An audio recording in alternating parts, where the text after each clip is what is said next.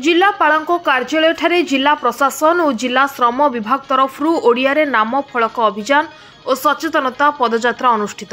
गजपति जिला पारलाखेमुंडी स्थित जिलापालଙ୍କ कार्यालय आज 8टा बेले राज्य सरकार तरफ ओडिया पक्ष पालन अवसर में जिला प्रशासन और जिला श्रम विभाग तरफ ओडिया रे नाम फलक अभियान और सचेतनता पदयात्रा अनुष्ठित होईछि। मुख्य अतिथि भाव जिलापाल विजय कुमार दास गौरिक पताका देखाई कार्यर शुभारंभ उद्घाटन करथिले। एही अवसर में एक पदयात्रा बाहरी नगर परिक्रमा पूर्वक राजनहर ठारे पहुंचीथिबा बेले जिलार विभिन्न दुकान अनुष्ठान गुड़िक ओडिया भाषा रे नाम फलक लिखिबा नै एही सचेतन करा जायथिला। एही शोभा यात्रा रे जिला श्रम अधिकारी गजपति श्रीमती भारती बेहरा, अतिरिक्त श्रम अधिकारी जिला सूचना और लोक संपर्क अधिकारी समेत स्थानीय स्वयं सहायक गोष्ठी महिला और श्रमिक कर्मचारी माने सामिल थिले।